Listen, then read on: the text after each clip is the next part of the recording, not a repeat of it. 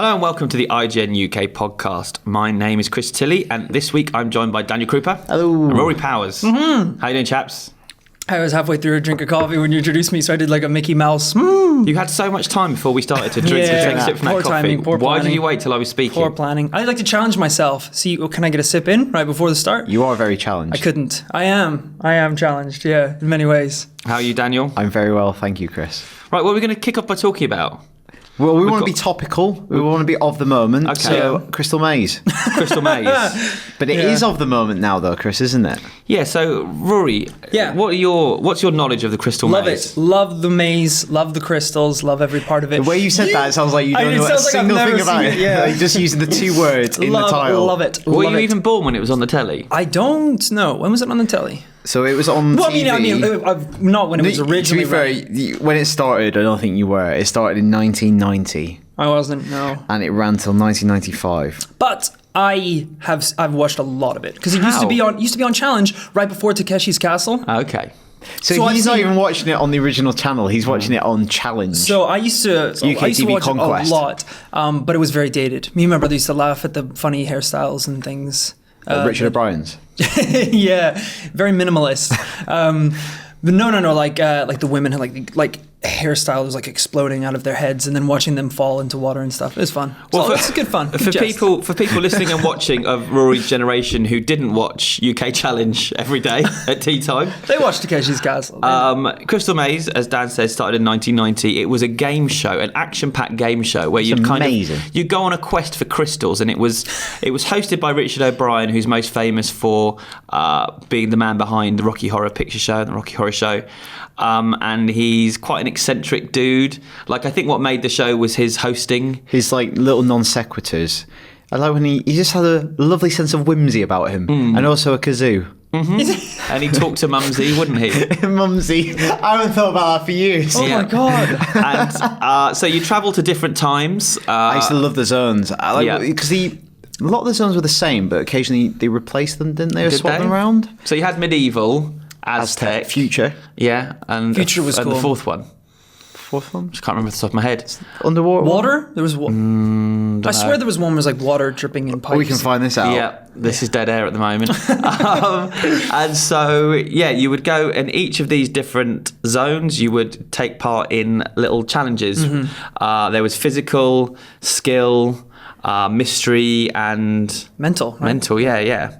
And you'd endeavour to get as many crystals as you can, to get you seconds, to get you time for the crystal dome at the end, where you'd grab. I mean, this sounds. It's like you're pitching it to a. Imagine this got made. Worst, yeah, This I know. got How did this onto- get greenlit? and you win a prize at the end of it. How are you gonna make all this? MDF. Why? Mainly MDF. Why we're talking about this, it's not completely at random, is they have, I think it started with a Kickstarter last year. They've built a crystal maze in London, in North London, in Angel, and I went on Friday and had the most brilliant time. It was brilliant. Me and a group of friends, I think there was 8 of us. You arrive there, you get bomber jackets, Crystal Maze bomber jackets, and then someone comes out acting a bit like Richard O'Brien, but in their own way. It's not like How creepy. annoying are they? Because a lot would hinge on that for me. I think. And that was my fear at first when I met our host. I think he was called Chris, and he was brilliant. Actually, he was just the right amount of whimsy. He was very funny, not too pushy, and he just wanted to make sure we had a good time. So he had some really funny one-liners, but he kept the energy up, kept us going. That's a tough gig. Yeah. Are those all prepped, do you think, the one-liners? Like, he knows someone might fall in this, so he's got like a line to say. At the start of the when, intro, when he explained stuff, that's all a script. But then I think we were having as much fun with him as he was with us as well. Like, he was just joined in with us. That's really. good. You want to be like comfortable in front of that person. You don't want to like feel self-conscious, No. like he's taking the piss. No, I could have hung out with him all day. It was great fun. And yeah, I won't really talk about it because I don't want to spoil it for people who might be going. Right. But the game, the set is perfect. It's exactly what it looked like in the TV show. The games are really, really good fun, but also quite tough. I was not the MVP of my team. Ooh. I did 3 games and I only got 1 crystal. But what were they? Were they physical, It was mental? skill and 2 physical. Okay. Although, to be honest, they were all kind of like puzzles, which I didn't really want. I thought they would be more mental. I was a bit annoyed. Yeah, that does sound. I don't want to do. One of the greatest things in all of Crystal Maze is when you watch a puzzle and you could tell that person within a second of going into that room is just never going to get it. The fundamental concept, they're just never going to get it. It's like it could be basically a crystal directly on a table in front of them, and they're just not going to work out how to get it. Well, some of them, you're so close to the puzzle that you can't really see. You actually want to be further back. Like the wide camera angle, where it's just obvious. Because when you go in and like it's all like glaring in front of you, I feel like the people just looking through the slot and people shouting at you is just the worst. But then that's so funny to watch, like the fear in someone's eyes as they scuffle around, just pushing buttons and twisting things with no clue of like how to solve this. One of my friends got stuck on a wall. One of my friends crawled along the floor like a sexy slug for her game. And then at the end of it, you do get to go to the Crystal Dome. Which is the highlight, right? That's got to be up there. And much harder than it looks. But yeah, it was just a brilliant day. I think it's £50 per person. They're taking bookings right through to next year, I think. Wow. But it's really, really well worth going. If you can get a group of your mates together and go along, like it's a really, really fun 2 hours. How much was it, did you say? £50. Do they have automatic lock-ins? Yes, but they've done it in a way because you don't want to be locked in if you pay £50 and you're you get just locked stuck in the first room. Yeah, and that's what I mean. It's all about having fun. So there's a puzzle that you can get out. Or you can spend one of your crystals on getting your pal out, but you won't be stuck in there for 2 hours. That would be really boring. Because apparently that did used to happen on the TV show. If you lost the first one, we actually none of us got locked in because every time when he said 5 seconds left, you just got out. Yeah. I guess if you're not, presumably it's not for real cash. Yeah, there were a couple of mine where I just knew I wasn't. One of mine Chris, I knew. you still got 45 seconds. No, I'm out. Yeah, that was pretty much. That was pretty much what I was doing. No, so straight out. None of you are helping me. I don't know what I'm doing. Let me out. It was devised by a Frenchman. Crystal Maze. Have you got a problem with that? No, it sounds like you have. Yeah. I thought it was one of our national treasures. French it's not. people are people too. Devious. Hiding crystals in rooms. That's what they're known for. So was it originally on in France? Or I'm trying to look that up because he also came up with Treasure Hunt, Interceptor, and Fort Bayard. Okay. Fort Bayard is very Crystal Maze. I mean, but with the messenger in it. There was one thing he liked doing. And can you remember who replaced Richard O'Brien? Well, I do. I can see it. Tim Tudor-Pole. Ed Tudor-Pole. Yeah, but who I once interviewed on a film set. Ooh. What's his deal? Because I don't know him outside of that much. He was a musician, and but he just couldn't live up to... That's a hard gig to go into. But yeah, and Richard O'Brien is in it briefly as well. But again, I don't want to spoil it. But yeah, thoroughly recommend it. Awesome. If anyone has a go, let us know how you get on. I think we only got a grand total of 9 crystals, which made us 4th out of the 4 teams that competed that day. So to be fair, going against people competing on television, I think 9 is good, right? I saw people get like 6 and 7. Yeah, we were bad. Oh, okay. Never mind then. Daniel, you got something you want to talk about? Yeah, I saw a movie, and I saw it with you. We both saw the new adaptation of The Jungle Book. As I'm sure a lot of our listeners and viewers did over the weekend, because it's made a friggin' fortune. It's done really, really well. Really good reviews, good word of mouth. Second biggest April opening ever in the States, behind Fast and Furious. Wow. Very similar to that. Very similar. I think it's great. We both saw it. I thought it was really enjoyable. I think it is a fresh adaptation. There's a lot, even if you've seen the original animated movie, there's plenty that's different about it, including some big changes, which we can maybe allude to, but we're not going to go into spoilers. Technologically, it's astounding. I just tweeted, like, how good are the effects in that movie? It's because a lot of people are referring to it as a live action movie. That's how good the effects are, because the only live action thing really is the kid. No, he's CGI. Do you not know that? Is he? Yeah, I saw him on the One Show, and he's just a CGI creation. Oh my God, game changer. It's just that one rock that's real, isn't it? So the kid is the only thing that's kind of real in the movie, apart from a few bits of set dressing. Must be tough for him. Imagine shooting that movie. Well, also in the scene where he's floating down river with Baloo. And apparently Jon Favreau was like the head of Baloo, like floating alongside him. Was he lying on Jon Favreau's belly? Yeah. That's why. I would love to see the deleted scenes. There's some and DVD amazing extras. GIFs that I saw over the weekend online where this little kid is in this very big blue space sat on a rock, and behind him, I guess there's supposed to be two animals, but they're two little blue gloves with like googly eyes on, speaking to him. Yeah, and someone said, I want to see this version of the film, and I quite agree. Yeah. Definitely worth seeing. So the effects are amazing. And one thing that's really interesting, so a while ago, Chris and I went to a presentation with Jon Favreau where he walked through some kind of the technology that made the entire film possible. And one thing they do that could have been really terrible and really creepy is the animals still look like animals and they still behave like animals, but they talk, but they don't give them cartoony mouths. They try to make it seem like animals are talking with their normal kind of movements. Like in those old-fashioned movies where they used to put peanut butter on the horse's gums, and so it would like Mr. Ed. flap about, and Mr. Ed the talking horse. It's weird. But they do it really well. I'm going to put peanut butter on his... I love it. Happens. That's how we make Rory talk for news videos. Just rub it on, and then I'm just like, Rocket League. Rory Powers. And I think it's a really good movie. Although I do agree with our review that it's a pretty intense movie in parts. Like, it's quite full on and scary. Yeah, but that's not a first for Disney. But not first for kids' films in general. No, they like to do that. I mean, he did say the film, he was very worried about having talking animals in a film. He just thought it could completely screw the whole thing up if it didn't work. So, yeah, they nailed that. And I did an article, I talked to him about the changes he made, both from the animated film and the Rudyard Kipling books, what he took and what he decided to leave. And it was really interesting, especially about the ending. And if you're interested in that, I never liked the ending of the original cartoon. And it's very interesting what Jon Favreau had to say about that. So, yeah, when you've seen the film, check it out, because it was quite enlightening, I thought. Yeah, He's thought about it a lot. And there's definitely going to be sequels. Yeah. Which is There's crazy, no doubt whatsoever. Because I don't really have any incentive to see this movie aside from other people's reviews. Like, Jungle Book wasn't one of my favorite Disney movies. No, I said the same to Chris before we started. I actually think it's dated pretty badly as well. I went in not interested at all. So to come out this impressed with it, and I think the point is it's adapted from a couple of short stories that Rudyard Kipling did out of a whole series, and so you could really there's so much more to explore between sort of the nature, the relationship between man and nature in the jungle. I mean, it's a no-brainer. They'll do it based on that opening weekend, and I'll be there to watch it. All right, maybe I should check it out then. Yes, you should. Definitely on the big screen. Rory. Yeah. What's going on in your world?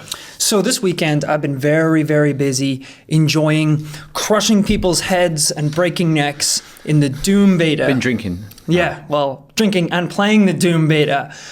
So this is just the beta for the multiplayer, the new Doom game that's coming out. It started on Friday, ran through to, servers are still up today. It is so much fun. So I play a lot of FPS games before, and it seems like every year we're getting a little bit more complex. Games are trying to outdo each other, like bigger maps, more customization. And I'm at the point now where I'm getting a little bit overwhelmed when I start a new FPS game, because I'm like, okay, here's my character, here's my loadout, here's my subsections, here's my subsections of those loadouts, here's my perks, here's my character customization with 100 different things. And it's a bit too much if you just want to hop on and just have a little bit of fun. Whereas Doom is, you start off, you can pick your loadout between like a handful of guns. And of course this is the beta, so it's a stripped back version of what the multiplayer is actually going to be like. But it just feels like an old arena fighting game again, as opposed to these huge, big open map ones. So for a lot of people who played Doom and Quake and those sort of early games, the idea was it was kind of a closed off environment, and weapons and power-ups would spawn on the map, and it's all about map control rather than, you're a level 20, so you have better guns than the person who is level 8. And this was really getting back into it. You start to learn the maps and when things spawn where, and you as a team have to kind of dominate parts of the map. But it's also just really fast and really fun. It's incredibly fast. It feels like, it looks a bit like Quake as well, doesn't it? Yeah, yeah. You were actually very good at it. Thank you, Dan. You were very good at it. I don't know how. I think because what we were doing on Friday, Chris, we were capturing it because we wanted to make a video from it. And it was like, pressure's on, powers, you have to be really good.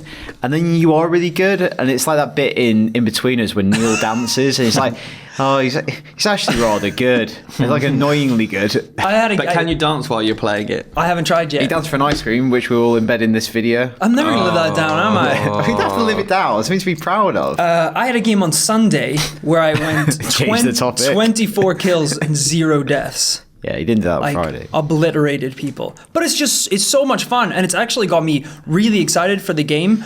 Like the new Halo that came out, Halo 5, I was really excited about that, and I am having a lot of fun with it. But again, there's a lot to it. There's a lot going on. How do you feel at the end of a weekend when all you've done is drink and kill people in this game? Pretty good. Amazing. Pretty Really? good.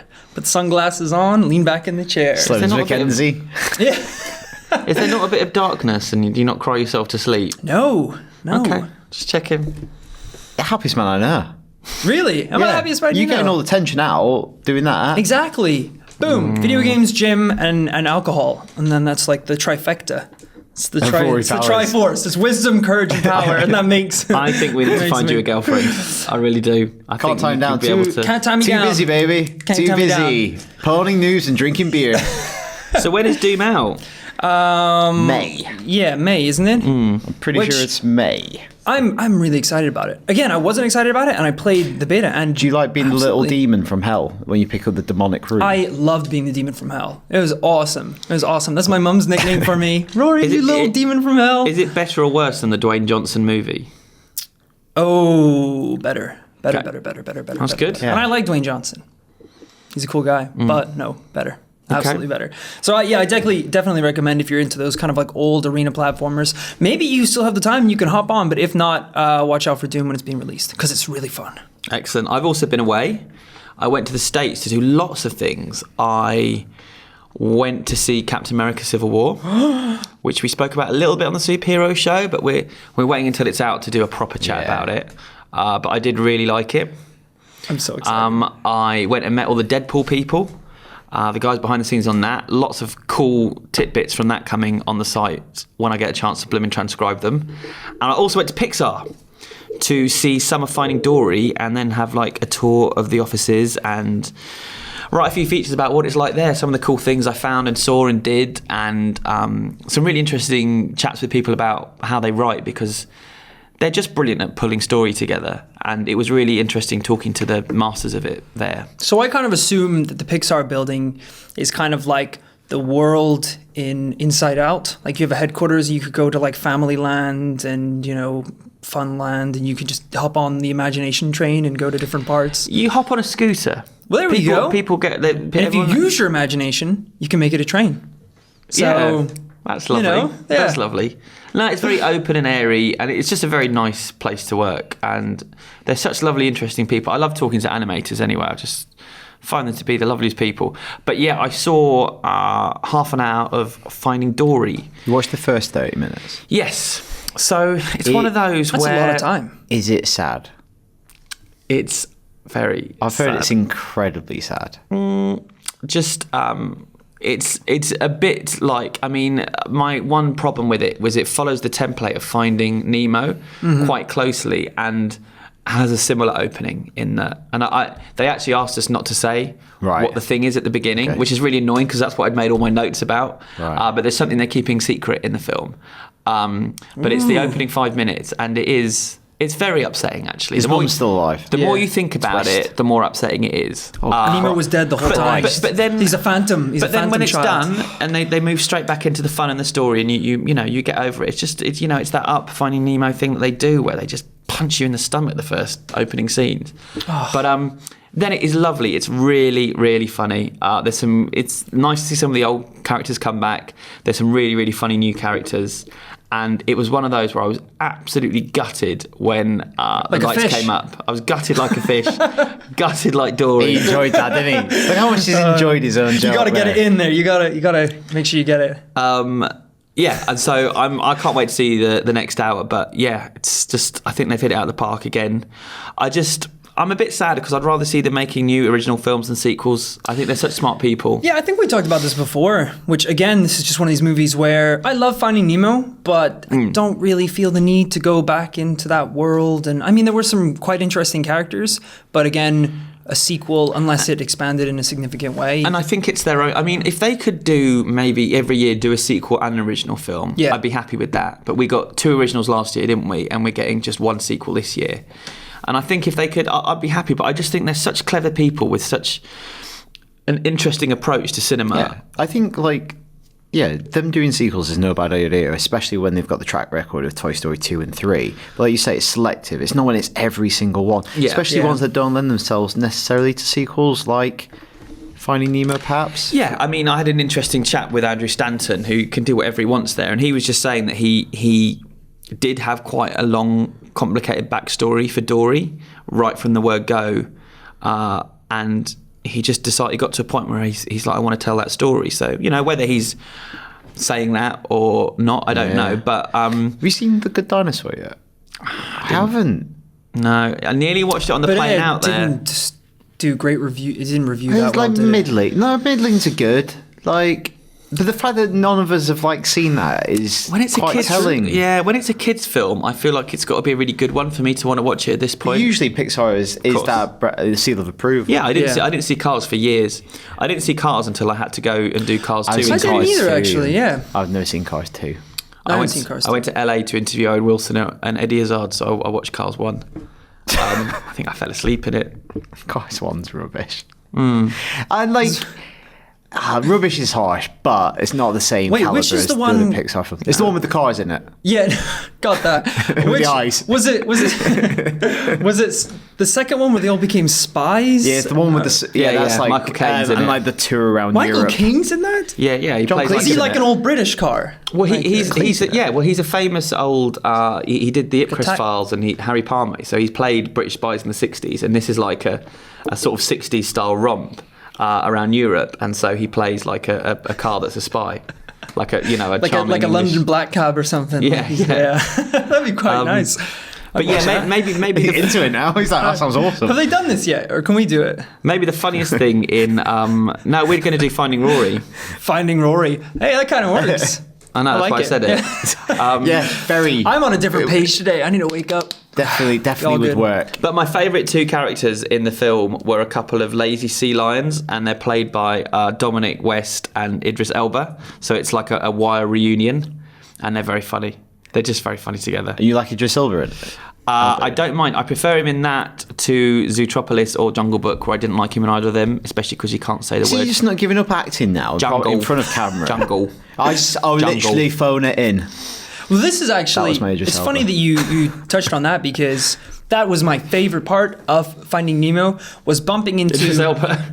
was bumping into different kinds of fish and them all having their own like personalities. Yeah, and yeah. So like if this goes into like more like Well, subgroups and there was things that like that. could be teaser that really- had that really devious octopus in it that looked really good. Yeah, he's not devious. He's really, really Is he not? funny. But Oh, that's- he can camouflage anywhere. So there's a lot of jokes about that.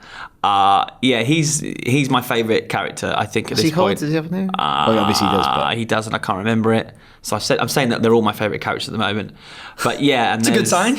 Yeah, no, but there's also some that return from Finding Nemo. So it's like hanging out with old friends almost. Do you have those seagulls in it that go mine? Oh, who was that? Who did the voice for that? Idris Elba. It's one of his better performances. Eric Banner. Was it Eric Banner? Yeah, he did do I think something he in did it. Seagulls. I think so. I'm Anyway. sure if we're wrong, people will write and tell us. But we're going to have more Pixar stuff in the coming weeks. Dan, Stick Bold. It's new Office obsession is Yeah. Stick Bold. We played it in the what is office. this? I don't for know what this 3 is. You love it, hours Chris. on Friday night. It is endorsed by the World Dodgeball Association. Is it? It is a new indie game, which is effectively dodgeball. The AD, Okay. AD, And it's very simple. AD. It's got like 2 buttons to it. Dash and throw. It's very good. Oh, sounds good. It's really good. And we're playing it. You can play up to 8 players. If you have an Xbox Yeah. One, on PS4 only supports 4 pads. But you can do like different configurations of teams. So you can do every man for himself, 2v2, v2, v2, 3v2, different configurations. But it's dodgeball, but it takes place in like ridiculous locations. So the first one is pretty normal. It's in a gym, but there's different obstacles that come on. So while you're playing, a hot dog vendor will come across the map, and you can take a hot dog sausage and throw it at another player to stun them, which doesn't happen that. in As you do. traditional dodgeball. No, But it is a but good also it does addition. happen in American gymnasiums. Does it? Yep. Well, hide the sausage. Hide the sausage, just sausages. Yeah, a bit so of a sausage fest. Rory really. just throws sausages at people. That's my priority. That's his Because no one technique. expects it. Everyone's going for the dodgeball, and then they think they've got you in a corner. Sausage. So you get if Sausage. you get hit once by the ball, you have stars around your head and you're dazed. If you get hit again, you're out. and you're not keen. I was with you when it was dodgeball, but now it's hot dogs. I'm like, Hot dogs only add to it. Well, it's essentially dodgeball, but then it has like every level will have obstacles. You can go down to the beach, and there's like a wave that'll come in. You have to avoid, and you can also throw. Surfboards you can hide behind. Yeah. And then also, I think one of the best parts about it is when you're knocked out, you go to the side. So maybe there's still one person on your team that's kind of running around trying to dodge the ball. You then on the sides of the arena can choose to interfere through different means depending on what the map is.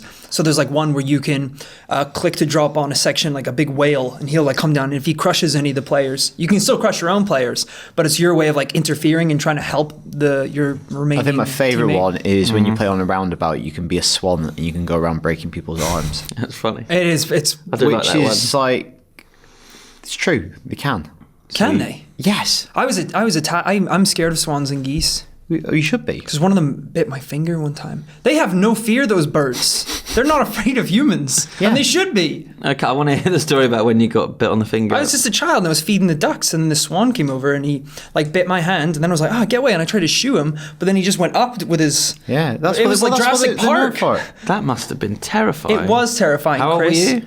Very young, 5, 6. Wow. And now, if I'm ever at a park, like you see them walking towards you, if you try and scare them, it's not going to happen. They'll just keep coming. Vicious birds, vicious for such elegant, elegant bodies. Hence the arm break your breaking. arm. Yeah. Absolutely. Are you not scared of any animals that can hurt you? Am I scared of any? But you just said that one can hurt you. Well, we don't know. Put me in a ring with them. Am I scared of any animals that can't hurt me? Yeah, that can't hurt you. that can't hurt you. Harmless, but you just don't. You're afraid of them. You don't like them. Well, I know like little spiders can't hurt me, but I don't particularly like them. I was going to say the same about little snakes. Ugh. I don't trust a snake. No, which is weird because they're so infamously trustworthy. He's well happy with that. He's like, I found this. You've seen Jungle Book, yeah? Trust in me. you read the Bible, right? You better, bringing it all back. I found the snake in Jungle Book quite frightening, even though it was Scarlett Johansson's voice. I'm going to say sexy. It's a sexy snake. Well, it was sexy because it was her, snakes. but it's sexy. I say, Snakes are sexy. are snakes sexy? In a way. Well, in what way? It's like Super Hands and Peep Show carrying a snake around the party. Oh, but that's And he's like, all right, mate, just a phallic symbol, not my actual dong. When he's fighting. All right, another video to put in to this article. I think it's by a guy called Al Wilson. It's a Northern Soul song called "The Snake," and it's about a woman, a tender-hearted woman, who one day meets a snake, takes him home, and takes care of him. And it's the dirtiest song I've ever heard because it's clearly not a snake. Well, it's clearly not a snake he's singing about. But Okay.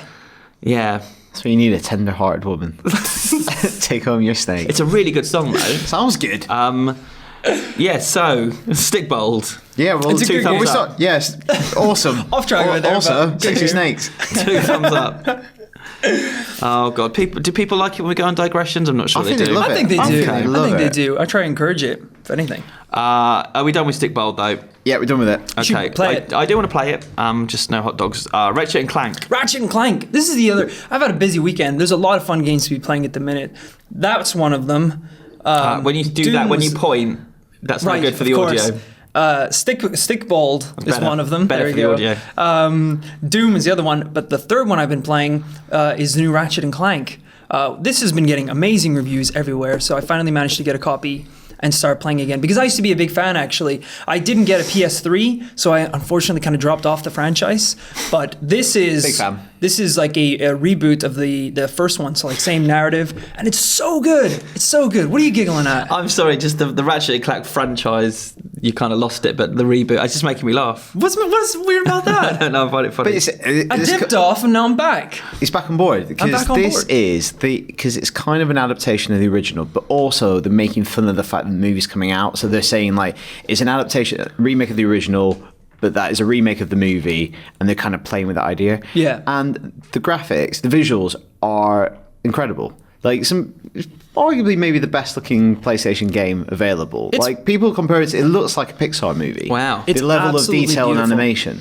And especially like that is such a great thing to have when you have a game with the arsenal that you have in Ratchet and Clank. So if you don't know it, there's the game kind of is known for the ridiculous weapons that you can get in it. So I was playing today, and I was fighting enemies, and I have a gun called a Groovatron, which shoots out a mirror ball, and it means all the enemies start dancing. And I mean, this is like every enemy has a different dance move. So they're all dancing, and then I can hit them with another gun called the Pixelizer, which turns them into like 8-bit creatures, and then I can hit them with that. It's incredible. It's so good. It's so good. Which is your favourite weapon? My favorite weapon? Ooh, that is a really good question. And which would you most like in real life? There's one I have at the minute, which there's like different iterations that have appeared in the game, but it's basically like a little nanobot that floats around you and attacks people. And I think in this game, I think his name is Mr. Zircon or Zertron. And he's this tiny, tiny little guy, but he's got a really low voice. And he just says the funniest things. It's like, Mr. Zertron's here to bring you death. But he's this tiny little bot. And he just like flies around doing all these little one-liners and things. He's amazing. I'd love to just... Would you like that in real life? Oh, yeah. Just around the office and stuff? Editing a video, just be like, boop. Zertron's just floating around. Take care of your admin for you. Zapping people, yeah. Doing what needs to be done. Aren't you going to be seeing the movie as well? I'm going to be seeing the movie on Sunday. Okay. So I'm really excited about that. Unfortunately, I'm really excited to be back in this world, seeing all these characters again. The only problem is that the comedy has aged a bit. Like, I know it's been rewritten, but I remember playing these as a kid and like cracking up and thinking like this is some of the funniest like game I'd ever played. But now it's kind of hit and miss. Some of the jokes I'm like, just kind of, it's not for me. You know, I think it's a younger. You're older. I'm older. I'm absolutely older. But at the same time, you know, I could see like the Rorys of today really enjoying it and having a blast. The new year. Please don't say there's more Rorys coming. There's an army coming. They're going to be swarming around this place. What's that? There's a mild threat. There's a war coming, Mr. Wayne. Are they the kind of people that would text in a movie theatre? No, absolutely not. They're respectful. Bubbly and respectful. Well, it's interesting because we had... Bubbly. We received an email on that front. Alex Lutkin wrote in and said, heard about the report about AMC cinemas being open to the idea of allowing people to use their mobile phones in mobile-friendly screens. Sorry to bring this up, and I'm sure this has angered him immensely, but was just wondering if Gav has any comment on this after his many rants about cinema etiquette. I'm definitely against the idea. Also, great show, guys. Thank you. So this is a story that rumbled along last week, although... thought it'd be good to talk about it here because it was in the States. It wasn't a UK thing, so I don't know if everyone heard it, but it was AMC, which is one of the big movie chains in America. Their chief, Adam Aaron, spoke to Variety and said exactly what Alex just wrote in and said. His quotes were, when you tell a 22-year-old to turn off the phone, don't ruin the movie. They hear, please cut off your left arm above the elbow. So we're going to try and find a way of figuring this out, but at the same time, we're going to have to figure out a way to do it that doesn't disturb today's audiences. What may be likely is we take specific auditoriums and make them more texting friendly. And then this sort of kicked off quite a debate online as to whether this was acceptable. If people want to text you in a film and you create screens for them, would that not be better for everyone? What are your thoughts, Rory? No, absolutely not. I think it's such a patronizing comment as well, implying that every 22-year-old is like glued to their phone and can't live without it. I have like so many friends who are like a no tolerance for that sort of thing. I think it's ridiculous. I went to a screening of The Martian last year, and I went to a really nice cinema, like a picture house cinema. And before going in, there was like 3 kids on a bench outside, and they were being like really loud. And then, this makes me sound really old, this story. And then I sat down for The Martian, and the 3 kids sat right next to me. And I thought, oh, crap, they're just going to be on their phone. Because they were watching their phone outside on the bench. And they were brilliant. They were quiet for the entire movie, really respectful. They were there to see the film. I was like, stupid me for assuming. And they were really good throughout the entire movie. So it is passionate, as in say every single... it's completely... So it's a big generalisation. It's not an age thing. You know, it's a worldwide... Oh yeah, there's loads of people using their phone. You can be an asshole no matter what age you are. Yeah, we've all unfortunately got shorter attention spans thanks to these bloody phones, not just millennials, as it were. Tim League, who is one of the smartest people I've met, he runs Fantastic Fest, but he also runs the Draft House Cinema chain. Ooh. He has been militant for years about this. you will get thrown out of his cinema if you do talk or use your phone once. It's a zero tolerance policy. Good. They've got a way of doing it where you can report it and they don't know that you've done it, so you won't be frightened to do it in case laser pointers. The people are drunk or being aggressive. And he does all kinds of public service announcement videos where celebrities sort of flash up before screenings. So Tim obviously wanted to wade into this. And he said, my objection stems from cinema's relationship with directors and producers, the content creators. Auteurs focus for years to complete their films. We as exhibitors rely completely on these creators for our content and have an unwritten obligation to present their films in the best possible way, on a big screen with big sound and a bright picture in a silent, dark room. You can only be immersed in a story if you are focused on it. If while watching a film you are intimately checking your email, posting on social media, chatting with friends, there is no way you are fully engaged in the story on screen. I find that to be disrespectful to the creators, those who make the very existence of cinema possible. And so he's continuing, a firm policy against talking and texting the cinema is about respect for the filmmakers and fellow cinephiles of all ages. I think that's pretty well put. That's a great point, because I didn't even think about the creators. I was just thinking about the experience for the rest of the audience. But yeah, absolutely. Again, focusing on the end experience and being practical, while ideally that's a brilliant perspective on it, and I totally agree with it, part of me is like the pragmatist is like, if you could get these people out of your screening and make your life immediately better, then I would prefer, like, if I went to the cinema and there's 2 screenings of Civil War, one where you can use your phone and one where I can guarantee that's not going to be the case, that's a better solution than possibly risking it. Yeah. Not that I'd want to live in that world, but... Well, this is it. Like, who would go to these phone screenings? Like, that must be a horrible experience. I'm just imagining people with, like, their feet up on the sides, like paper airplanes going through, like, just not giving a crap about the, like, people making out in the back. Like, people wouldn't care at all, would they, in the phone screening? Well, it's like broken window syndrome, which is... How did they stop crime on the New York tube? It's because they started cleaning up the graffiti. This is the theory, because as soon as there's a bit of graffiti, you're kind of saying it's okay to make things a little bit worse. Same if there's one broken window in a factory, pretty soon they'll all be broken because it's a signifier that nobody gives a shit. Yeah. And you're right, like in those screenings, like anything might, like you just start talking. Anarchy. Shout. Yeah, well, there was an interesting development. AMC then almost immediately released a statement saying, and I printed that really small so I can't read it, we have heard loud and clear that this is a concept our audiences does not want. In this age of social media, we get feedback from you almost instantaneously, and as such, we are constantly listening. Accordingly, just as instantaneously, this is an idea that we have relegated to the cutting room floor. Good. So in a tweet they wrote, no texting AMC, won't happen, you spoke, we listened. Quickly that idea has been sent to the cutting room floor. Hey. So really interesting the way that played out in public, and that a lot conversation. of people tweeted that from inside screenings, just went, no, I do not want this. Yeah. But it's been very interesting because obviously it's something we've talked about a lot on the podcast and we're all quite passionate about. But it's interesting it reaching kind of the larger populace and seeing that we're not in a minority, that I think the majority are agreed on this. Good. Yes. Right. Someone's written Jump Street MIB crossover is real. That's me. That's me. Okay, you need to put your name after it if you want to play by the rules. So. I never play by the rules, Chris. That's how I operate. Well, get out. Well, then you don't get to... Get out. You don't get to... Well, I'm just saying that and my phone's now going, so that... Against the rules! Against the rules. Get them out, AMC. You should be at the other screening. The texting podcast. So, with Joe and Dale. Bunch of criminals.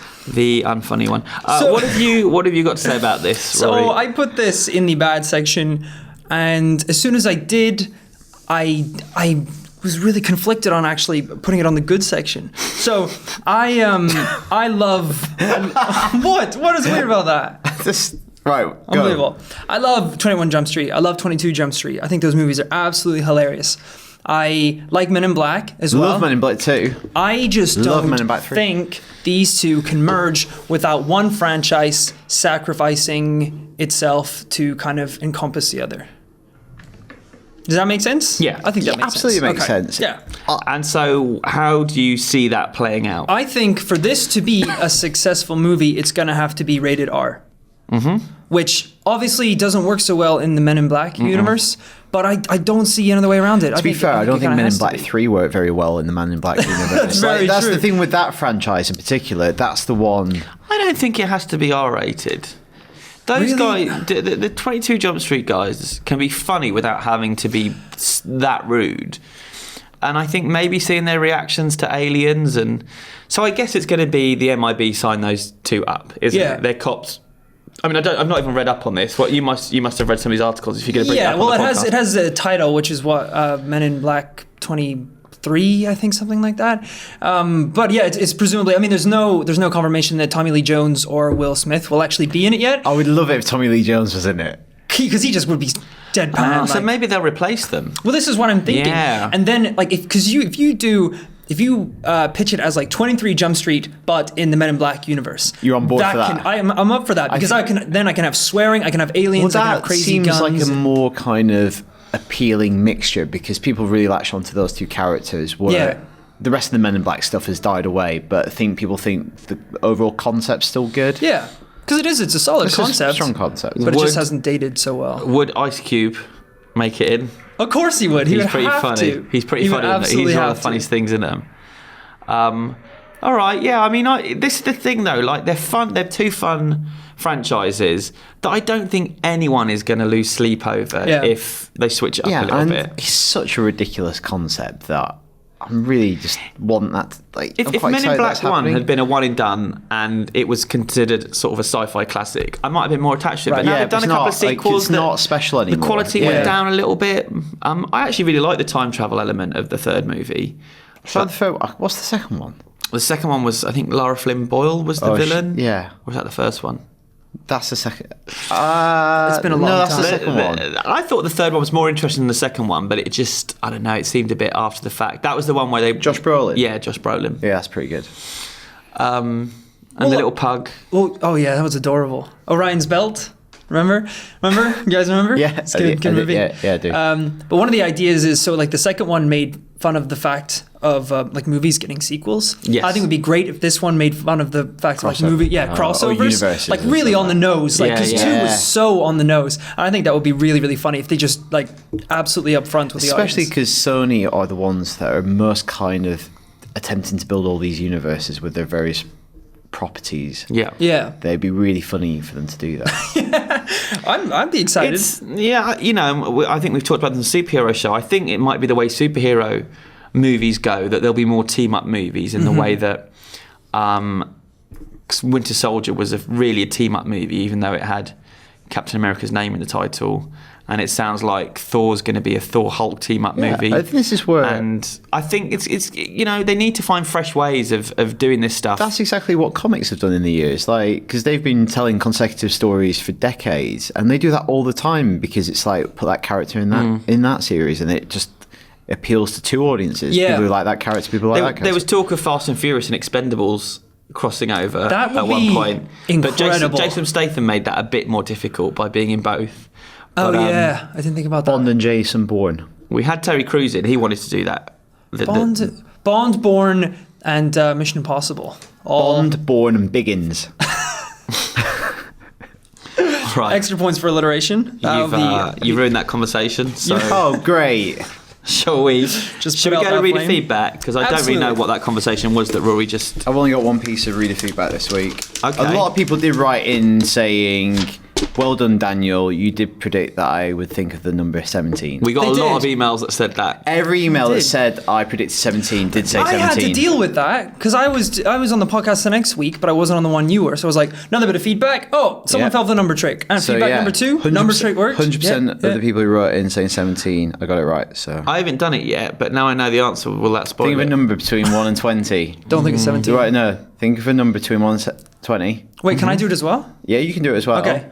Of your own free choice, change it if you want. Yeah. 17. It's 18. Ah, there's a big 18 there on the clock. Well, close, pretty close. So one rate's away. Down now, though. That's pretty good, I think. So, Jordan Cooper, Duck Hunt.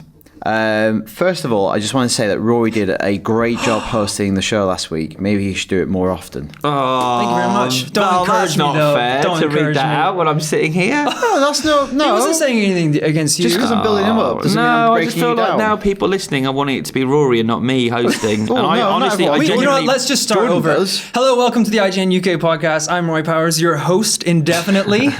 Today I'm joined by... Are you done now? Oh, Piss okay. off it. He says you should do it more often. Winky face. Whether that's flirting or whether he's just like, he actually doesn't mean it, I don't know. I don't know. I don't know if people really want Rory to do it more often. I don't know if they do either. I think it's like... Doubting yourself. I think it's like when there's like a side character in a show and you're like, oh, he's my favorite. And then Yeah. they give him a spin-off show and they're like, he's terrible. Yeah. We don't need Joey. We don't need that much. Yeah. Yeah. No, I don't want to be Joey. Or when you have a really good guest on a chat show and then they come and be guest host when the host is away. And they can't read the auto You cue. can't read the auto cue. Not always the best. Not always. So Jordan's question is, when I first saw the Rogue One trailer, I, like most, was super excited and watched it about 4 times in a row.